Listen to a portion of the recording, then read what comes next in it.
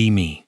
24 years old, living in a two-bedroom apartment in Columbus, Ohio, that smells faintly of old carpet and the ambitions of the previous tenant. The apartment has one good quality, which is that it is mine, and everything else about it is a negotiation between what I can afford and what I can tolerate. The walls are thin enough that I can hear my neighbor Kyle arguing with his girlfriend every Tuesday with the specific reliability of a recurring calendar event.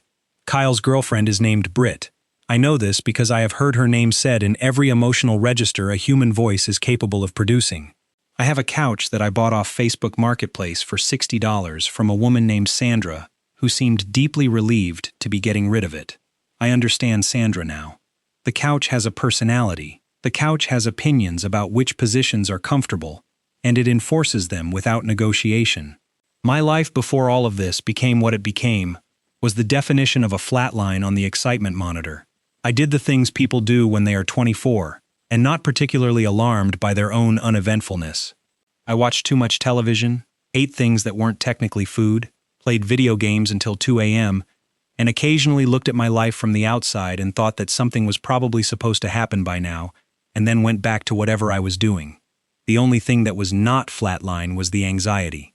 I have had anxiety since roughly age 16, the kind that doesn't announce itself dramatically, but instead just operates as a low-grade background hum, like a refrigerator you've stopped hearing, but that is always on. Sometimes the hum gets loud. Sometimes the hum gets very loud. And at some point, the year before all of this began, the hum got loud enough that my friend Derek, who has the emotional perceptiveness of someone who has been through his own version of this, sat across from me at a bar and said, "Dude, you should actually go talk to someone, not as an insult, as a genuine suggestion." Derek has never been subtle. I did not immediately act on this suggestion. I thought about it for 3 weeks while continuing to ignore the hum, and then one Thursday at 11 p.m., I was lying on Sandra's couch, unable to sleep, for reasons I couldn't clearly articulate, and I thought about Derek's face when he said it, how he wasn't being funny, and I opened my insurance app and looked up therapists covered under my plan. Dr. Patricia Holloway, Ph.D. The photo on the listing was small and professional. A woman in her 50s with short gray hair, and the kind of expression that reads as genuinely composed, rather than performing composure. She had good reviews, one of which said, "Changed how I relate to my own thoughts," which I found interesting and slightly unnerving. I booked an appointment. The office was in a quiet part of the city, a converted Victorian house on a street with trees that were doing their best against the Ohio autumn, a few of them losing the battle. The waiting room had the specific aesthetic of someone who had put real thought into what calm looks like. 2 chairs, a small table, a lamp that produced warm light rather than the fluorescent assault of every other professional office I'd ever sat in. There was a fish tank on a low shelf that I found extremely helpful to look at. First session, Dr. Holloway was exactly what the listing photo suggested, calm in a way that felt structural rather than performed, like a building that's been engineered to not vibrate.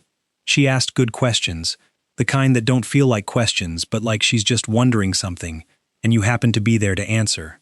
I talked more than I expected.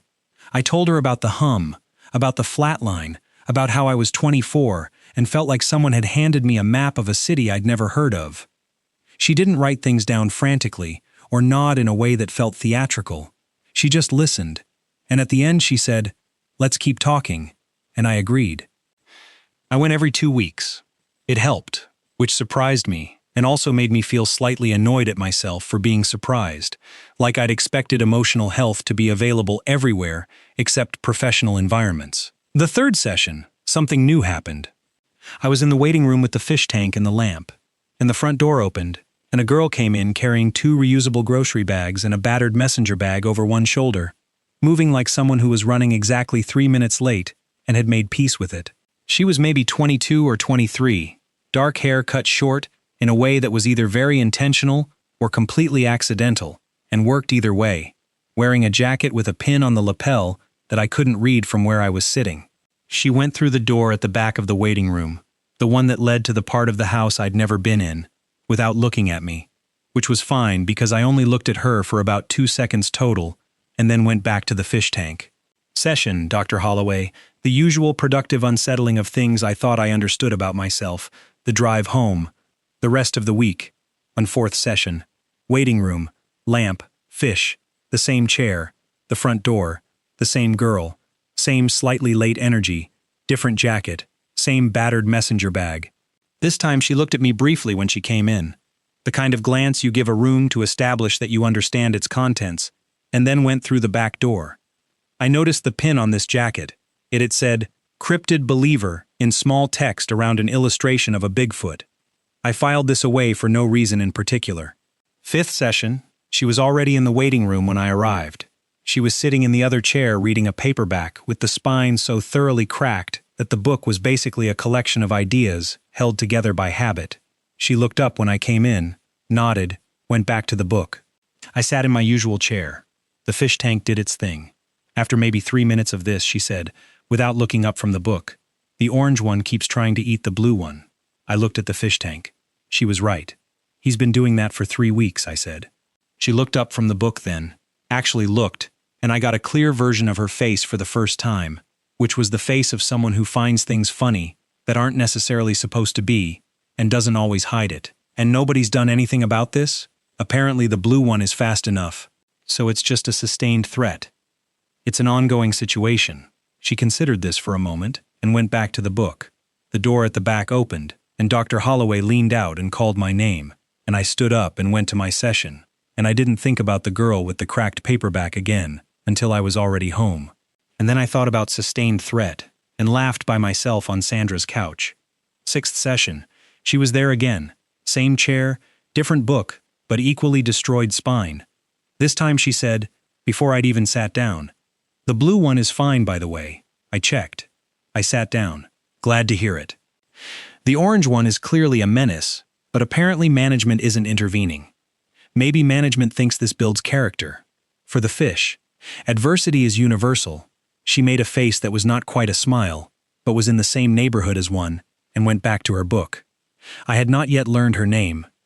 The seventh session was when things began.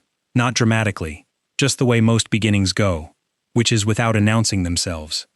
I had been coming to the office for almost 2 months at this point, and the waiting room had begun to feel like a specific kind of familiar. The way places feel when you've sat in them enough times that they start to feel like yours. She was already there, not reading, looking at something on her phone, with an expression that could be described as unimpressed. She looked up when I came in.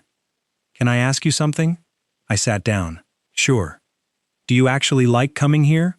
Or is it just one of those things you do?" "Both." "That's honest. Do you like coming here?" "I work here," she said. I looked at her. "You work here." "I help with administrative stuff. Billing, scheduling, filing, very glamorous." "So you're not a client?" "No, I just sit in the waiting room to confuse people." "That explains why you're here so often. It also explains why I know about the fish situation." "What is the fish situation now?" "Orange tried a new approach yesterday. I think he's adapting his strategy. That's concerning, deeply." I found this out because Dr. Holloway came through the back door at that moment to let me know she was ready, and she said, "Ren, the Caldwell file is in the," and then said something I didn't catch because I was already moving. "Ren." I said it in my head a couple of times on the drive home, the way you do with words that have a texture to them. The 8th session I was late because of traffic, and she was at the front desk actually doing the administrative things, and she looked up when I came in, with the energy of someone who is mildly pleased that something mildly interesting is happening. "You're late." Traffic. The 315 or the 71? The 315. "Always the 315, she said, already back at the screen. "Do you live near there?" "I live everywhere traffic is terrible. I'm a universal constant." Dr. Holloway appeared. Session. The usual productive destabilization. When I came back through, Ren was eating a granola bar at the front desk, with the expression of someone who is committed to a snack that is not as good as advertised, but will be finished regardless. "How was it?" I paused. "Good, I think. It's hard to tell right after. Like finishing a book." "Exactly like that." She nodded, broke off another piece of granola bar, offered the remaining half across the desk. I took it. We ate granola bar in the front office of a therapy suite, like two people who had not yet established whether this was a normal thing to do. It tasted like oats and optimism. 9th session, I brought 2 granola bars, left one on the desk without comment. She picked it up without comment. This became a thing. I don't know exactly when a thing became something more structurally significant than a thing, but at some point between session 9 and session 12 it did. We talked, in the fragments of time between my arrival and Dr. Holloway's appearance, about everything and nothing with the specific ease of two people who have found an unexpected frequency. She was finishing a degree in environmental science at Ohio State, was obsessed with mushrooms in the way that some people are obsessed with mushrooms, meaning genuinely and with mounting expertise, had strong opinions about movies from the 1970s, and was reading her way through every novel that had ever been banned in an American school library in alphabetical order. You're on the B's. Brave New World, then Breakfast of Champions. It's a journey. How do you pick your next book? Banned list? Alphabetical? No skipping? No exceptions. What happens if the next one is terrible? I read it anyway. That's the whole point. Someone decided it was dangerous enough to ban. The least I can do is find out why. I told her about the anxiety, about how it operates, about Derek's bar table intervention, about Sandra's couch, and its deeply personal opinions about comfort. She told me about moving to Columbus from a small town in West Virginia 2 years ago, how the city felt enormous for the first 6 months and then gradually became navigable, how she'd found the mushroom thing by accident while taking a botany elective she'd almost dropped. What made you not drop it? The professor showed us a photograph of a mycelium network in the first class, and I felt like I'd been shown something that should have been classified. She said things like that, precise and slightly unexpected, and my brain collected them the way a magnet collects things without deciding to. Session 12. I was in the waiting room. She came through the back door, not from outside, meaning she'd been in the back of the office, and she was carrying a small monstera plant in a terracotta pot, and she was clearly not having a good afternoon. I could tell because her face, which was usually in a state of managed amusement, had settled into something tighter. She set the monstera on the desk with slightly more force than the monstera deserved. "Bad day? My roommate," she said, and then didn't say anything else for a second. What happened? She decided to move out with 2 weeks' notice, and now I either need to find a new roommate in 2 weeks or cover the full rent, which is absolutely not happening. Columbus rent. Exactly. How bad? Bad enough that the monstera came to work with me because I'm emotionally compromised and plants help. I looked at the monstera. The monstera looked back in the way monstera plants do, which is by not looking at anything, but still managing to seem present. "I'm sorry. It'll be fine. It's just a bro." Problem. I can deal with problems. She clearly could. She also clearly didn't love having to. I went to my session thinking about her tight face and the monstera and the specific category of stress that is not catastrophe, but is the kind of sustained low-grade problem that adds weight. Afterward, she was back to her usual state, eating the granola bar I'd left, reading something on her phone. Did you figure it out? I posted on 3 subreddits, texted everyone I know, and offered a prayer to whatever entity handles Columbus housing. Let me know if none of those work. She looked at me. Why? I have a second bedroom. She kept looking at me. That's an extremely forward thing to say to someone. It's also a practical thing to say to someone with a housing problem. We've known each other for what, 3 months? 2.5, in irregular intervals. In a therapy waiting room. I know. But if you need the room, the offer stands. No pressure. She was quiet for a moment, in a way that meant she was actually thinking about it, rather than formulating a polite decline. "I'll let you know," she said finally. She texted me 2 days later. The subreddits failed me. I sent her my address. She showed up the following Saturday with a van borrowed from a friend named Garrett, who clearly considered himself indispensable to the moving process and wanted everyone to know it. Garrett gave me a handshake that was evaluating something. I passed, apparently, because he helped carry boxes without further commentary. Wren's moving-in process was characterized by a very clear internal system of where things belonged that she had fully formed before she arrived and that required no input from me. The monstera went in the window by her room. The books went on a shelf. She assembled herself with an efficiency that was mildly intimidating. There were 3 more plants, 2 more bags of books, and a vintage turntable that she set up before she set up anything else, which told me what I needed to know. By evening, Garrett had been released. The apartment had absorbed her presence in the way good apartments do, and we ate takeout on Sandra's couch, the couch having apparently decided that 2 people were acceptable, even if it had opinions about the specific distribution of weight. The couch is judging me, she said. It judges everyone. It's good at it. Give it a week. You'll develop an understanding. She looked around the living room. This is fine, she said, which coming from her I understood to be a genuine positive assessment. Yeah, I'm going to be honest with you about something. Okay. I talked to my mother about this before I agreed. I looked at her. About moving in. Yes. What did she say? Ren ate a spring roll with the energy of someone choosing words carefully. She said it seemed like a reasonable solution to the housing problem. Was there a but? She said, and I'm quoting, just make sure you know what you're doing. That's vague. That's my mother. I did not yet know. Sitting there with takeout on Sandra's couch on a Saturday evening with someone who'd brought a turntable and 3 plants and 2.5 months of waiting room conversations into my apartment, that her mother was Dr. Patricia Holloway. I found this out the following Tuesday. I had a session scheduled. Ren was in the kitchen when I left, making coffee with the focused economy of someone who considers coffee a serious undertaking. I drove to the office. I walked into the waiting room, the fish tank, the lamp, the other chair empty because Ren was no longer at the desk. Ren was at my apartment making coffee. The back door opened and Dr. Holloway leaned out, and she looked at me with an expression I could not immediately classify. Come on back, she said, which is what she always said, and I went on back. I sat in the chair across from her. She sat in her chair. There was a pause that had a different quality than the usual pauses. Ren told me, she said, told you, that she's moved into your spare room. The room rearranged itself, not physically, but the understanding of everything in it shifted, like when an optical illusion resolves, and you can't go back to not seeing the other image. Ren is your daughter. Yes, I sat with this. She didn't tell me. I know she didn't. Did you know she and I knew each other? I knew she'd mentioned someone she'd met in the waiting room. She called you the granola bar person. I didn't connect it until she told me about the apartment. I see. I want to be transparent with you. This creates a situation that we need to discuss. The discussion was professional and honest and went approximately as follows.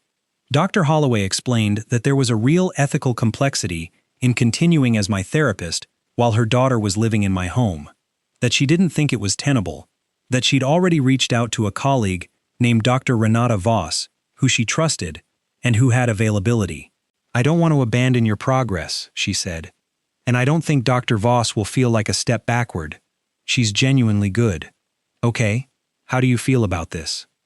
I thought about it honestly. Weird, I said. That's accurate. Also, I stopped. Also what? Also, I'm fine, I think. I want to be clear that Ren didn't do anything wrong. She had a housing crisis and I made an offer. I know she did, and I want to be clear that I'm not. I stopped again. You don't have to clarify anything you don't want to. I just don't want this to be a problem for her. Dr. Holloway looked at me with the specific expression of a person who has processed a great deal of other people's interior lives and can read one fairly well. I'll refer you to Dr. Voss, she said. And Ren? Ren is my daughter. She makes her own choices. She always has. I drove home. Ren was on the couch, still in pajamas, reading Brave New World with the particular focused chaos of someone in the middle of being bothered by a book. She looked up. How was it? I stood in the doorway. Your mom is my therapist. She closed the book. Not fast. Slowly. Deliberately. Like someone who has been waiting for a specific thing to arrive and is now taking a breath before addressing it. Yes, she said. You knew. I knew. Ren. I know. That is, when did you know? The 5th session, give or take. 5th. She doesn't talk about her clients, obviously, but she mentioned to me that someone had started coming in around that time who she found. She described you, without your name or any details, as someone dealing with some real things with a lot of genuine effort, and I knew it was you. How did you know? Because I had already been watching you be a person in that waiting room, and I had formed opinions. I stood in the doorway processing this. Why didn't you tell me? Because I didn't know how, and then I didn't know when, and then it became a thing I'd not said for long enough that saying it felt enormous. And now you know. Your mom is switching me to a different therapist. I know. She called me. How are you? Embarrassed, she said, in a tone that was honest and slightly smaller than her usual. And sorry, genuinely. I sat on the other end of Sandra's couch. The couch had opinions about this seating arrangement too. It's okay. It's not? I should have told you. You should have, I agreed. But I understand why you didn't. She looked at me. You do? I've also let things become unsayable by leaving them unsaid too long. It's not unique to you. She looked at the closed Brave New World in her hands. I don't want you to be angry. I'm not angry. You should probably be a little angry. I'm a little weird about it. Yeah, it'll pass. The turntable was on the record player stand she'd assembled, and she stood up and put on a record. One of those decisions that is made to give a room something to do while two people recalibrate, and the room had something to do. It was a Joni Mitchell record, Blue, which is not the thing you'd put on if you were trying to make a room feel less emotionally significant, but which was exactly the right thing regardless. We existed in the apartment together for the rest of that evening, not avoiding, not over-discussing, just being two people in a space that had become shared, with a fish tank concern, a Monstera situation, and a newly identified complication that was in the process of being metabolized. She made dinner. I did the dishes. This became a thing too. The first month of living together established itself with the logic of all first months, which is that they are mostly about discovering the actual texture of a person as opposed to the version of them you knew in a waiting room. Wren's actual texture was as follows. She was a morning person, in the specific way of someone who doesn't choose it but accepts it as her condition. Awake by 6:30, without an alarm, coffee made with the focused ceremony of a person who treats this as the day's most important decision. She was incapable of watching a movie without also reading, not because she wasn't interested in the movie, but because her brain required parallel inputs. She knew more about fungi than I suspected most professional mycologists did, and she had strong feelings about how little credit they got for the operation of the planet. The mycelium network is basically the internet of the forest, she told me one evening without prompting. I've heard that analogy. It's underselling it. She left her shoes exactly 2 inches too far from the door for them to be considered put away, a position that was not quite chaos but not quite order, and she seemed entirely unaware of this. She laughed at things that weren't obviously funny, quietly, to herself, and sometimes explained why and sometimes didn't. She made excellent soup. I knew the soup was excellent because she made it twice in the first month, once because it was cold, and once because I'd mentioned offhand that the first batch had been good, and the second batch arrived without announcement on a Tuesday evening, alongside the observation, "It's cold again," said in a way that was clearly not really about the weather. Dr. Voss was good, as advertised. Different method, different pace, but Dr. Holloway had not oversold her, and within a month I was back in something that felt like the productive momentum I'd developed before the complication. The complication, which was now technically resolved in the professional sense, had not entirely resolved in the personal sense, which was not a problem I brought to Dr. Voss, because it was not the kind of problem I could articulate cleanly yet, when the problem was this. I was aware of Wren in the way you become aware of someone when they occupy the same space as you and also occupy some portion of your attention when they're not in the space. This was new. This was not something I'd had before, not in this texture. I'd liked people before. This was a different quality of noticing. Derek came over on a Friday night with beer and the stated intention of watching a movie that turned into us talking until midnight, which is what always happened. Wren was home, doing something in her room, and at some point came out for water, nodded at Derek, made a brief specific observation about the movie we'd apparently put on as ambient noise that was so precisely correct it stopped both of us. She went back to her room. Derek looked at me. I looked at Derek. Granola bar person? Derek said. Shut up. That's a yes. Watch the movie, Derek. There's nothing wrong with... Derek. I'm just saying. I did not need Derek to finish that sentence, because I was already in the middle of it. Second month. We'd established a Saturday morning pattern that neither of us had explicitly created. It had simply crystallized from the materials available. I made coffee, she made something for breakfast. We ate at the kitchen table with respective books or phones, the turntable on low, and talked when there was something to say, and didn't when there wasn't. It was the least performed version of social interaction I'd experienced, which I understood to be because she was congenitally disinterested in performance, and I had, with Dr. Holloway's help and now Dr. Voss's, gotten significantly better at not performing. Can I tell you something? She said one Saturday over eggs she'd made from a recipe she was clearly testing. Yes. I've been thinking about the thing I didn't tell you. The thing The thing. Okay. I've been thinking about why I didn't tell you, specifically, and I think I've figured it out. Okay. I didn't tell you, because telling you would have meant having a conversation about the fact that I knew, and having that conversation would have meant being clear about why I knew. And being clear about why I knew would have required being clear about the fact that I'd been paying attention to you since roughly the 5th session. The eggs were very good. I ate some of them. That's honest. I'm working on the honest thing. How's it going? Complicated, she said. What were you paying attention to? She looked at her eggs. The way you are in a room, she said. Specifically the waiting room, where you're just a person, without any particular audience. And you were. She stopped. I was what? You were real, she said, like it was a specific observable quality, which for her I understood it was. Real. A lot of people perform waiting. You just waited. I found it notable. The turntable did its thing. Outside the kitchen window, Columbus was doing whatever Columbus does on a Saturday morning in November. I found you notable too, I said, which was the least articulate version of a much larger truth, but was what I had available at that moment. She looked up. The eggs got slightly cold. Neither of us addressed the eggs. This is complicated, she said. Yeah. My mother is your former therapist. Yeah. And you're my roommate. Yeah. Those are both true. They are. And also, she said. And also, I agreed. That was the conversation. Not resolved, not concluded, but marked. The way you mark a page you're going to come back to. The 3rd month. There's a bar in our neighborhood called the Annex.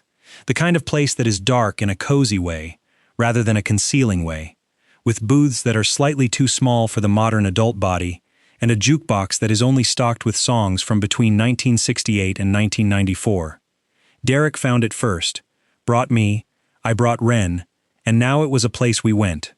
Friday night, Derek, Ren, me, the jukebox which was currently doing its best with Fleetwood Mac. Derek had been introduced to Ren formally by this point and had proceeded to behave like someone who felt the situation was self-explanatory, and that commentary was redundant, which it was, which I appreciated. Okay, Ren said, over her drink, with the energy of someone who has been thinking about something and decided to say it. I need to be clear about something. Derek looked at his beer. I looked at Ren. I am not good at this kind of thing. What kind of thing? She gestured at the general concept. Yes. That's a noun you're pointing at. I'm pointing at a concept. The noun is implied. Derek had the expression of a man watching a tennis match in a language he doesn't fully speak but finds extremely compelling. What about the concept? I'm not good at it. I don't know how to do it properly. The last time I tried it was a complete disaster, and I still don't entirely understand what happened. What happened? His name was Fenn. He was a geology major. We were together for 4 months, and at the end of it he said he felt like he'd been dating someone who was very interested in his company, but not necessarily in him specifically.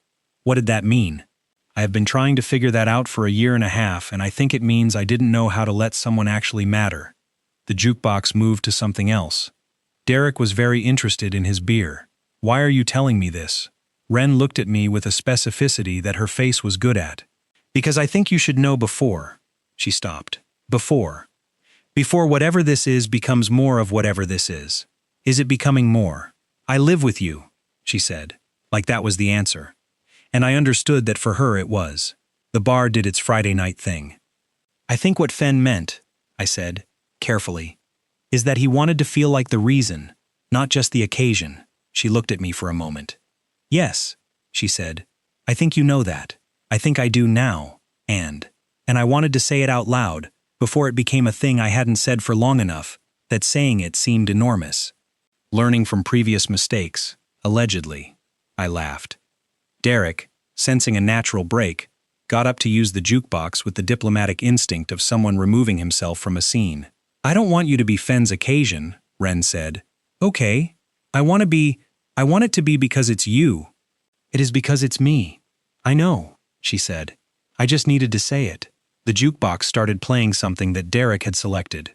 Something from 1978 that none of us would have chosen, but that was exactly right for the room. We stayed until the bar closed. I did not yet know that she had called Dr. Holloway on the way home and told her, and that Dr. Holloway had said, I know. and that Wren had said, "How?" and that Dr. Holloway had said, "Because you've been different since you moved in there, and I know what different looks like on you." I found that out later. That feeling when you've been going to therapy for months, and your therapist's daughter was watching you the entire time, and you didn't notice. Be me. Still 24, now living with the daughter of my former therapist, in an apartment where the couch has opinions and the monstera is thriving. The month after the bar conversation was the month things stopped being almost something and started being the thing. It happened the way real things tend to happen, which is not with a signal flare but with an accumulation of small details that at some point achieve a combined weight sufficient to be undeniable. The first detail was this. It was a Wednesday. I had a bad day that was specifically the kind of bad day that is not made of one large event, but of 17 small ones arranged in the most demoralizing sequence possible.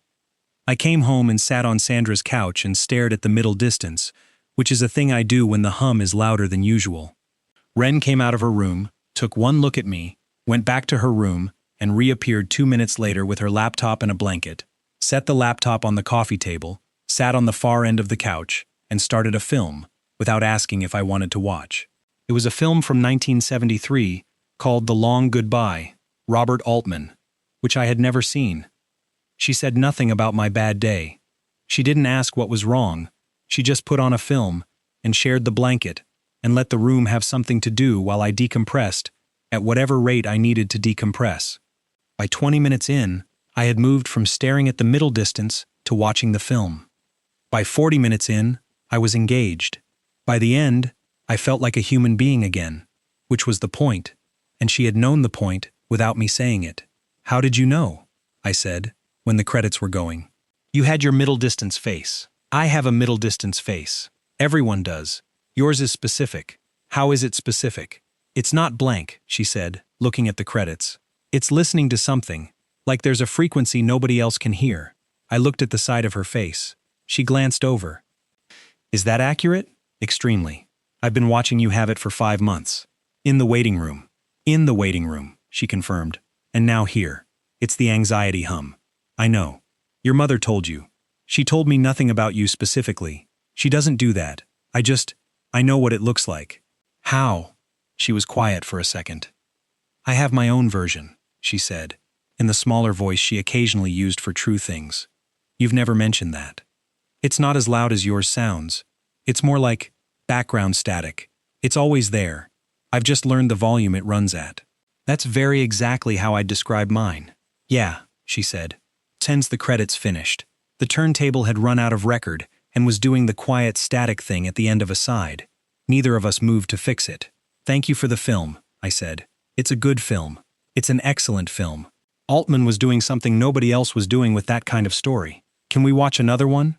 She looked at me. "Now? Unless you have plans." She considered. "I have plans to do exactly what I'm doing," she said. She put on another film. This became its own thing.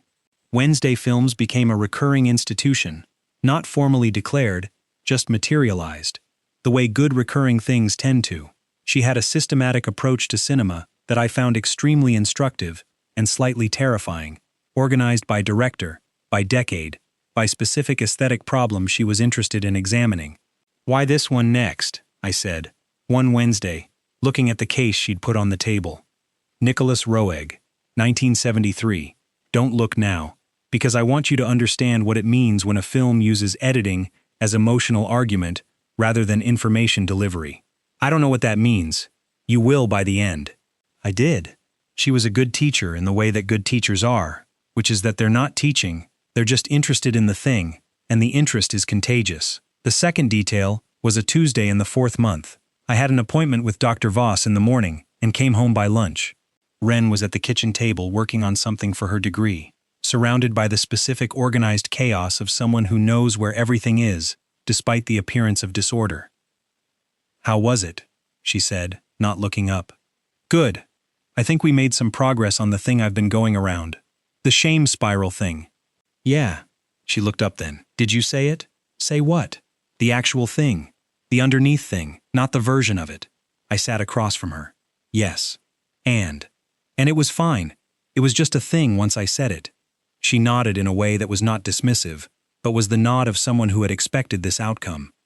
It's always fine once you say it. I know. The not saying is the whole problem. I know. I'm not criticizing you. I know that too. It's annoying to be right about that. Very annoying, she agreed, going back to her work. I sat there for a minute. Ren. I want to say the underneath thing. She stopped writing. She looked up slowly. Okay. I've been doing the thing where I know what the actual thing is, and I keep finding ways to talk around it, because saying it changes the state of it. Yes. And Dr. Voss would tell me that not saying it doesn't preserve the state. It just delays the change. She's right. Yeah. I looked at her across the kitchen table and the organized chaos and the November light coming through the window. I'm in love with you, I said. She looked at me. Not the quick glance, the full face look, the one she used for true things. I know, she said. I've known for a while. Why didn't you say anything? Because you needed to say it, she said simply. That is maddening. I know, Ren. I'm in love with you too, she said, in the same tone she used to tell me the blue fish was fine, the tone of someone delivering obvious information. For how long? The waiting room. The waiting room. I don't know exactly when, somewhere between the granola bar and the sustained threat. That is 5 months ago. I'm aware of the timeline. You let me live here, help move you in, watch films with you, eat your soup. The soup was specifically because. The soup was, I make soup for people I love. It's how I operate. I sat with this. The eggs, I said. Also because. The blanket. Yes. The film. Obviously. I looked at her across the table. You decided all of this without asking me. She had the expression she got when something was specifically correct. I decided I was in love with you, she said. That part doesn't require asking. And the rest of it, I was waiting for you to catch up to. I am going to be mildly furious about this for approximately 10 minutes. That seems fair? I was. She let me be. After approximately 8 minutes, I came back. Okay, she said. I want to be clear that I want this to be because it's you, not because we live here and it's convenient. I know, she said. Same. And your mother. My mother. She's my former therapist. She's also a person who cares about outcomes, and I think it'll be fine. You think? I am 90% confident. What's the 10%? She's my mother. She's going to have something to say regardless. The something Dr. Holloway had to say was delivered at Sunday dinner 3 weeks later. Ren had suggested Sunday dinner, which I understood was both a genuine suggestion and a structured occasion, and Dr. Holloway had cooked, which according to Ren she did seriously and well. The apartment she lived in was in a quieter part of the city, orderly and warm, full of books and plants in the way that made complete sense given Ren. The dinner was a roast chicken with things that had been thought about. I sat across from the woman who had been my therapist for over a year and tried to be a person normally. Dr. Holloway was not unkind about it. She asked me questions that were the genuine kind, not the evaluating kind, about what I was doing now, about Dr. Voss, about Columbus, and I answered genuinely, and she received the answers without the professional machinery, which was its own adjustment. After dinner, while Ren was doing the dishes with the specific attitude of someone who considers dish-doing a private matter, Dr. Holloway and I were at the table with coffee. I want to say something to you directly, she said. Okay. I am not going to pretend I don't have complicated feelings about this situation. I understand. She's my daughter, and I know her history, and I know what she tends to protect, and what she tends to not let people see, and I know how the geology student ended. Fen. She told you about Fen. Yes. Dr. Holloway looked at her coffee. She doesn't usually tell people about Fen. I think she wanted me to know what I was signing up for. That sounds like her. It does. I also want to say, Dr. Holloway said, looking up, that I watched you come into my waiting room for 4 months and deal with real things, with genuine effort, and I think that is a quality that matters more than most people give it credit for. Thank you. And I watched Ren become lighter since she moved in with you. And I don't use that word casually. I thought about the waiting room and the sustained threat and the turntable going on before anything else was set up. She's made things lighter for me too, I said. I know, Dr. Holloway said. I'm her mother, and her former therapist's former therapist, and I know things. She said it with enough dryness that it was clearly a joke, and I laughed, and it was the first time I'd laughed in front of Dr. Patricia Holloway, and it felt like a door being opened in the right direction. Ren appeared from the kitchen. What's funny? Nothing, Dr. Holloway said. She made a joke, I said. Ren looked at her mother. You made a joke. I make jokes. You make observations that are funny. That's different from making jokes. Sit down, Ren. Ren sat down. I have a condition, Dr. Holloway said. Mother. Not for you, for him. I looked at Dr. Holloway. One condition. When it gets hard, and it will get hard, all real things do. You use the tools. The tools. You know what I mean. The ones you've been building for the past year. The ones Dr. Voss is continuing to give you. You don't leave them at the door when it gets complicated. I won't. Not for her sake. For yours. I know. Ren looked at her coffee. Did you give him the tools speech? She said. Yes. You gave me that speech when I was 19. It's a good speech. It's a repeat, is what it is. It bears repeating. I looked at the two of them at this table with their similar expressions and their shared specific dryness, and thought about the waiting room, and the fish tank, and the orange fish, and his sustained threat, and the fact that things arrive without announcing themselves, and that's usually fine. We stayed for 2 hours. On the drive home, Ren was quiet in the specific way she was quiet when she was thinking rather than avoiding. She liked you, she said, eventually. She was professional about it. That's how she likes people. How do you know she liked me? Because she made the roast chicken and not the pasta, she makes pasta for people she's obligated to feed and chicken for people she actually wants to have at the table. Is that a real system? It is an extremely real system. Noted. Also, she made the good coffee. Also meaningful. Deeply. We drove through Columbus in November. Thank you, she said. For what? For going. Of course I went. Fen refused to meet her. Twice. I looked at the road. Fen sounds like a problem. Fen was not built for the long game, she said, which was the precise and slightly devastating way she dealt with things that had hurt her. The 5th month is when the first real difficulty arrived. I want to be accurate about this because I promised myself when I started going to therapy that I would try to be accurate about difficult things rather than smoothing them, so here is the accurate version. I have anxiety. It is managed significantly better than it was. It is still something I live with, and one of the things anxiety does when something genuinely matters to you is it generates threat assessments that are not proportional to the actual evidence. The specific threat assessment that arrived in the 5th month was about Ren, not about anything she did, about a fear that what had built between us was somehow predicated on proximity and convenience, and that removing either element would reveal something hollow. It's not a rational fear. I knew it wasn't rational. Knowing a fear is irrational, and the fear cooperating are two different things. What happened was this. Ren was offered a 4-week field research placement in the Hocking Hills area, about an hour south of Columbus, for a project related to her degree involving forest mycology. It was a good opportunity. She was clearly excited about it.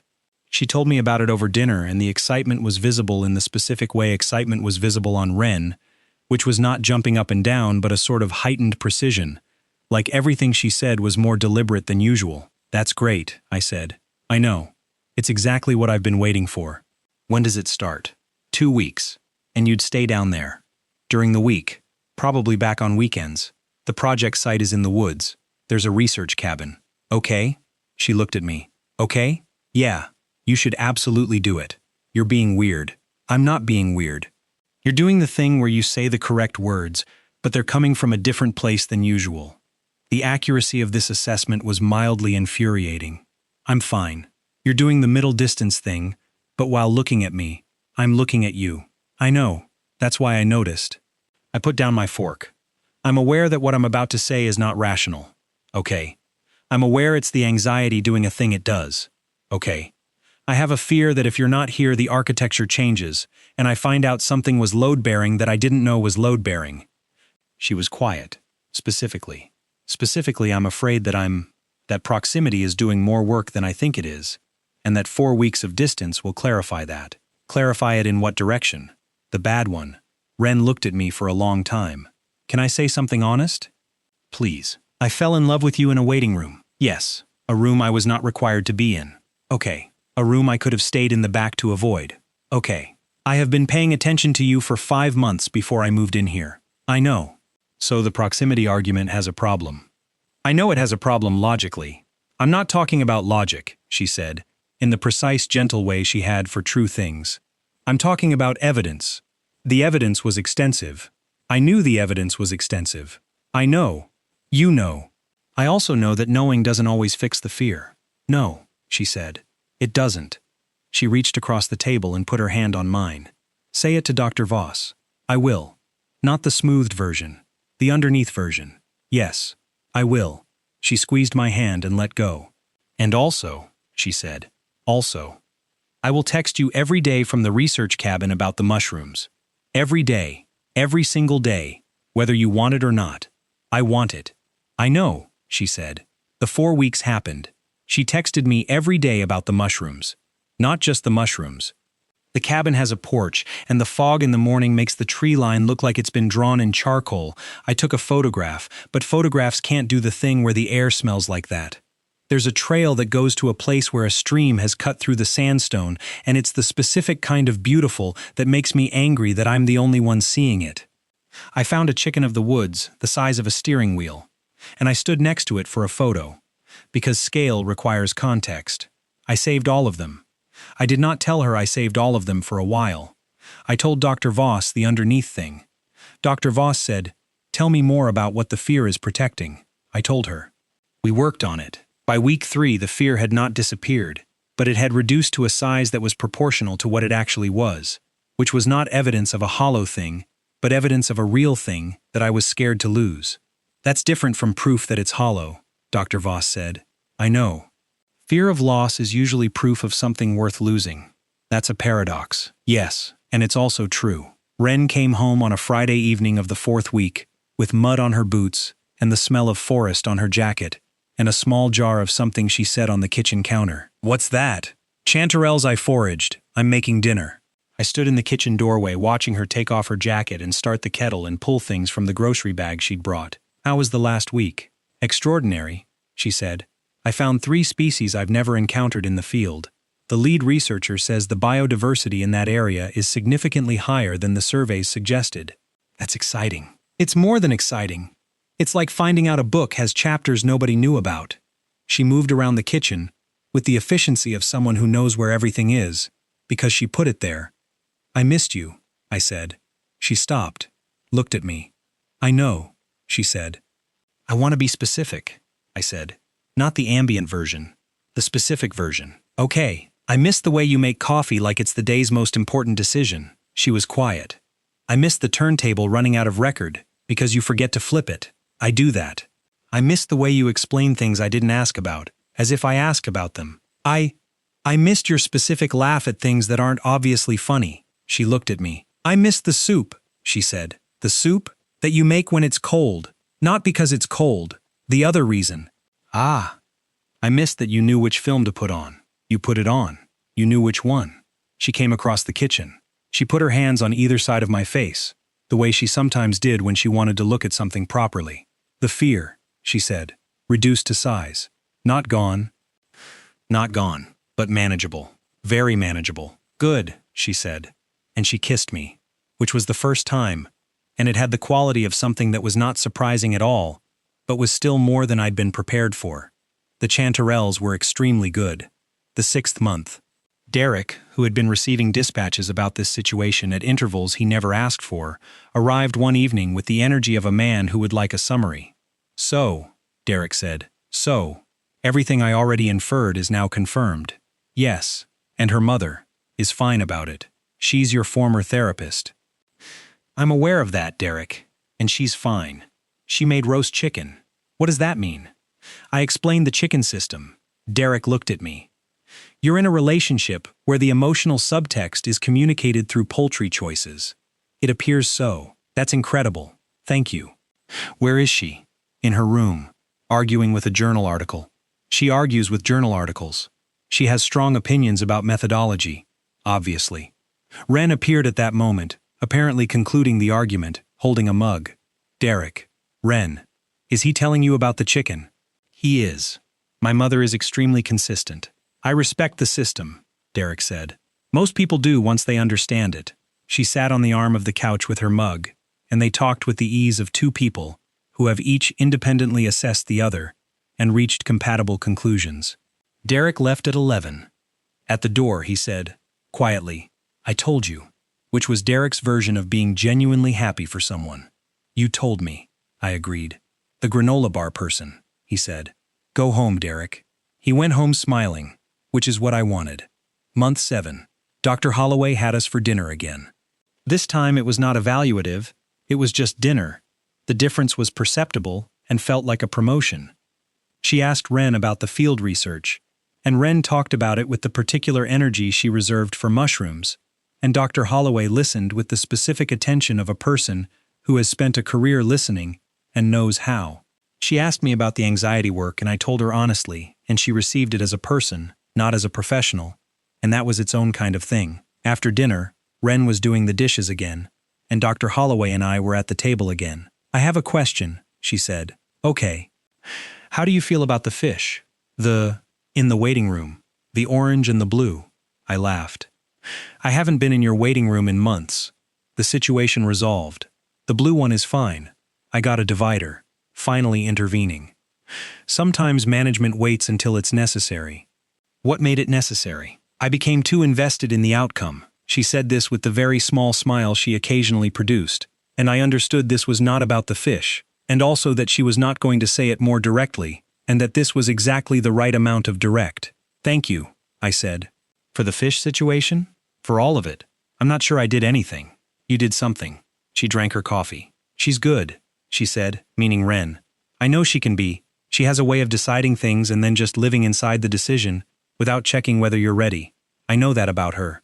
"She decided I was her boyfriend," I said, more or less without asking. "Did you mind?" I minded the timeline. But the outcome I'm very grateful for. Dr. Holloway looked at the kitchen, where the sound of dishes was ongoing. "She's been deciding things since she was 4, she said, in the tone of a person who has been watching this for 20 years. "And her decisions are almost always correct. Almost. Nobody's perfect. What's the exception? Fen," she said dryly. "She's made her assessment of Fen. So have I. Roast chicken versus pasta. Pasta doesn't even begin to cover it." I laughed. Wren appeared from the kitchen. "What's funny again?" "Your mother. She's doing it on purpose now." "I'm not doing anything," Dr. Holloway said, looking at her coffee. "That's exactly what someone doing something would say." The winter came. Columbus winter is a commitment, not a suggestion, and the apartment responded to it in the way apartments in old buildings respond, which is that the radiators got louder, and the windows got colder, and Sandra's couch became the natural gravitational center of all after-work activity. We were good in the winter. The films continued, the Saturday mornings, the turntable, the soup. She was deep in her thesis research, and sometimes surfaced from her room at 9 p.m. with the expression of someone who has been underwater for hours and is readjusting to the concept of air. "How is it?"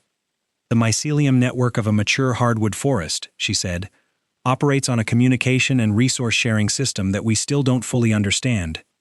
And the fact that this is not being screamed about constantly is a failure of communication on someone's part. Your part, specifically. I'm writing about it as fast as I can. Eat something." She ate the soup that was on the stove, because there was almost always soup on the stove, because it was cold, because of the other reason. The anxiety had changed texture. Not gone, never gone, but different. The hum was quieter than it had been. Not because anything external had been fixed, but because something internal had been properly addressed. First with Dr. Holloway, continuing with Dr. Voss, and also because the apartment had a quality that the apartment had not had before, which was that it contained another person who operated at a frequency I could hear clearly.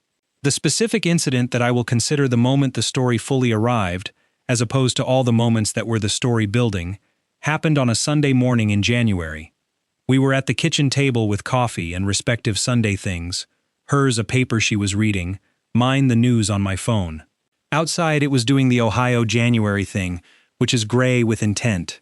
The turntable was on, something she'd put on that I didn't know but was learning. The monstera in her room was thriving to an extent that was becoming relevant to the apartment. It had achieved a span that suggested it had ambitions. I looked at her across the kitchen table, reading her paper, annotating things in the margins with the focused frown of someone who is in genuine disagreement with a sentence, and I thought about the waiting room, and the fish tank, and the granola bar, and the sustained threat, and the moving van, and Garrett's evaluating handshake, and the Joni Mitchell record, and the Altman films, and Hocking Hills, and the Chanterelles, and the roast chicken, and the Tools speech, and the 4 weeks of mushroom texts, and all the small accumulated details that had, over the span of roughly 8 months, achieved the combined weight of a life that was now specifically and undeniably mine. "Hey," I said. She looked up. "I want to say the underneath thing." She put down the pen. "Okay, not a new one," I said. "The same one. I just want to say it again." "Okay, I love you," I said. "In the specific version, not the ambient version." She looked at me. "I know," she said. "I know you know. Then why are you saying it?" "Because it's true, and I've gotten better at saying true things out loud instead of letting them become unsayable." She looked at me for a moment. "I love you too," she said, "in the specific version." "I know. Then why did you make me say it?" "Because I've gotten better at receiving true things too." She looked at me with the look she used for things that were specifically correct. "That is annoyingly well put. Thank you. You've been practicing. I've been working on it. With Dr. Voss. And with you." She went back to her paper. The turntable continued. Outside Columbus was doing January. Inside was the coffee, and the Monstera, and Sandra's couch with its opinions, and the hum, which was now at a manageable frequency, and the specific fact of Wren at the kitchen table. So later that day, she called her mother to talk about the thesis. I was in the other room and heard the conversation in the way you hear conversations through walls in old buildings, which is with clarity but not detail. What I could hear was that Wren was talking fast, the way she talked when she was excited about something, and that Dr. Holloway was responding in the even tone I knew well, and that at the end of the call Wren said something quieter. She came back into the living room. She sends her regards. Professional or personal? She said to tell you the blue fish is still fine. I looked at her. That's the personal version. That's very much the personal version. We watched a film. She fell asleep 20 minutes before the end with her head on my shoulder, which was something she sometimes did. And I watched the last 20 minutes quietly, and when it was over, I sat in the dark for a while, not wanting to move. The February of that year, about 9 months from the first waiting room conversation, Derek got engaged. We went to celebrate at the annex, the 4 of us. Derek and his girlfriend Priya, who I'd met twice, and who was clearly the correct match for him, in the way some people are just obviously right. The jukebox was doing 1979. "To Derek and Priya," Wren said, raising her glass. "To Derek and Priya," I said. "To us," Derek said, simply. Priya looked at Derek. "I still can't believe you just proposed in a parking lot. It was the right moment. There were seagulls. Columbus has seagulls in February. I can't control the weather. They were going through our trash. It was romantic. It was—" She stopped, shook her head, smiled the smile of someone who has accepted that the person they love is specifically this way and is at peace with it. "Fine. It was romantic. Thank you." Wren looked at me. I looked at Wren. She had the face she made for things that were specifically correct, which I had learned to recognize the way you learn to recognize a specific note in a piece of music, reliably, immediately, and with something like gratitude. "Seagulls," she said quietly. "Not how I do it. How would you do it?" "I haven't decided yet. Let me know when you decide. You'll be the first." "I better be," she said. The jukebox moved on. The spring came in the way Columbus springs come, which is with some hesitation and then a sudden commitment, and the city became itself again in the way it did each year. The Monstera required a new pot. This was a significant event. "It's outgrown it," Wren said, with the specific pride of a person whose plant has achieved something. "That's good. That's extremely good. Monsteras don't thrive everywhere. This one is thriving." "This apartment is good for growing things," I said. She looked at me. "Yes," she said. We repotted the Monstera on a Saturday morning. It was ungainly work, involving soil and various implements, and the couch briefly being recruited as a work surface, which Sandra's couch had opinions about. But the Monstera went into the new pot and looked immediately more at home in it, and she set it back in the window and we looked at it. "Good work," she said. "You did most of it. You held the pot." "I held the pot with commitment." "You did," she agreed. "Dr. Voss, in April, said something to me that I've thought about since. You came in here 8 months ago dealing with a background hum and a map of an unfamiliar city, she said. How does it feel now? I thought about it. The city is more familiar, I said, and the hum, still there. But I know its volume better, and I know I'm not listening to it alone. She nodded. That's significant. Yeah. The not listening alone. Yeah. Can I ask who? I think you know who. I do, she said. And she had the expression of someone who has watched something go in the right direction and is satisfied about it, but professionally restrained about the satisfaction. Dr. Holloway referred you well, she said. I think she had her reasons, I said.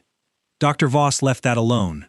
That evening, Wren and I made dinner together, which was something we'd settled into, a division of tasks that had emerged from who was faster at what and who had opinions about which steps. She handled the things requiring attention and timing. I handled the things requiring patience. You saved all of them, she said. What? The texts? From Hocking Hills. All the mushroom ones. How do you know? I saw it on your phone. I didn't show you my phone. I wasn't looking at your phone. Then how? I was looking at what was on your screen when you were showing me something else and I saw the folder. You have a folder with my name on it, she said, in the tone of someone identifying something specifically correct. I have a folder. A labeled folder. Folders require labels. She looked at me. You saved all of them. The fog that looked like charcoal, the sandstone stream, the chicken of the woods the size of a steering wheel. You saved everything. It was good material. She looked at me for a long time. You impossible person, she said. That's generous. It's accurate. She kissed me. In the kitchen, over whatever we were making, and the kitchen smelled like what we were making. Outside it was spring. Inside was everything that had built since a waiting room in October, since a fish tank and an orange fish with a strategy, since a granola bar left on a desk without comment, since a monstera in a too small pot. The hum was at its lowest frequency in memory. I noted this. I let it be. That feeling when your therapist's daughter decided you were her boyfriend without asking, and it turned out to be the best decision anyone had ever made for you without your input.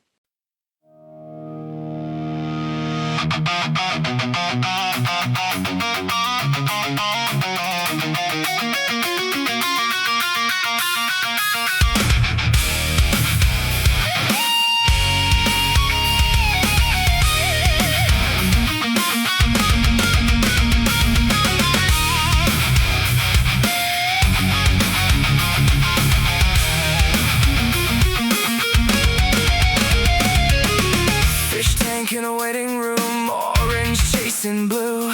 Mid-afternoon, I learned to read the walls, the lamp, the chair, and somehow learned to feel a person there.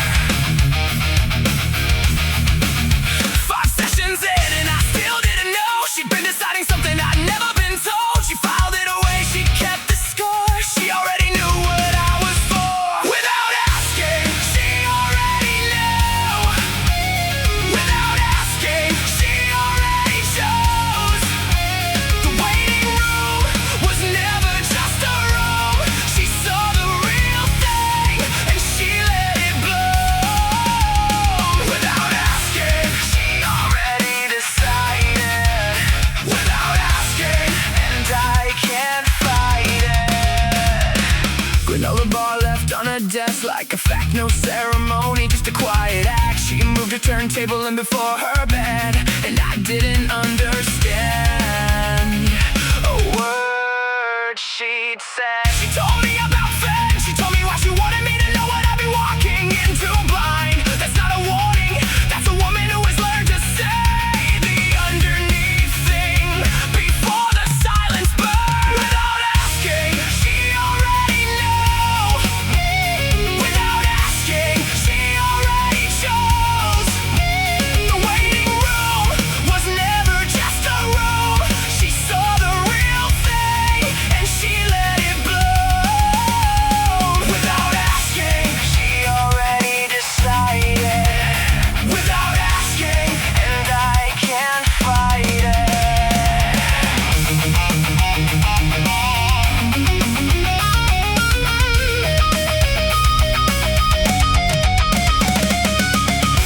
I've been trying to say the true thing, version of it, not the smooth thing. I love you in the specific way.